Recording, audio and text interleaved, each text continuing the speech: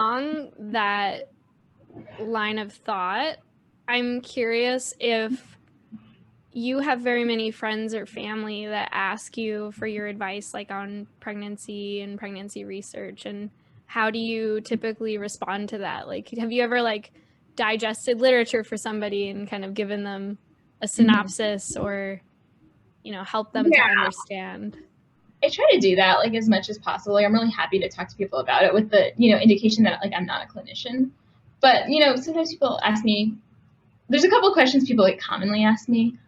But recently one example is like, I had a friend ask me about like COVID and pregnancy because she had a pregnant friend that wanted to fly.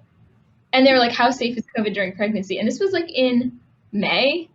And the important thing to like, I think kind of think about with pregnancy is like, it's like temporal, like when you get infected, it like what trimester it in like might matter. We don't really know. And it was like May, so like there weren't that much like data on people in pregnancy. And like all the data, like originally, like I think in March and April, they were like, oh, it's safe during pregnancy, but it really like it just wasn't crossing the placenta, I think. But then there's like been a lot of papers around that time that started to come out showing that it was associated with increased risk of preterm birth. And so then I was kind of like, well, you would basically be like a science experiment if you like happen to get COVID at that time. So like I don't know if you want to do that. Yeah. So I kind of like helped like especially with like stuff that's like up and coming where there's like a lot of publications coming out pretty fast. A question that I get asked a lot is, you know, should you eat your placenta? I think that's like the most common question I get asked. And like every placental biology person I've talked to has gotten asked this question. And what do you say? I think it's a very bad idea. Really? Yeah. Interesting. I mean, I have no opinion on the subject, so I'm curious.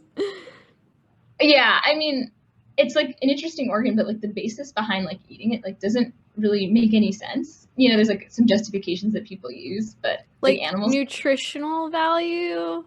Oh yeah, animals do it. Like, but animals do it to like leave no trace, right? Like so that they don't get like attacked by a predator.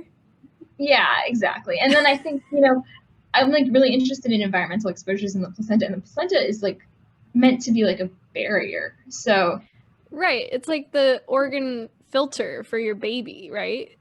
yeah, and it's kind of interesting. I went to a placenta conference in Oregon, and we had like this icebreaker event, and it was like all these like questions about placentas, which was kind of funny. And one of them was like, you know, have you seen a placenta? Have you like made a placenta for people that are pregnant? And then one of them was like, have you like eaten a placenta? And like not one single person from that conference would do that. And like these are placental biologists, so like that should be an indication. Wow.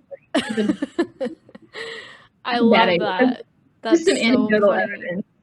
Oh my gosh, it's so bizarre. You haven't eaten placenta then?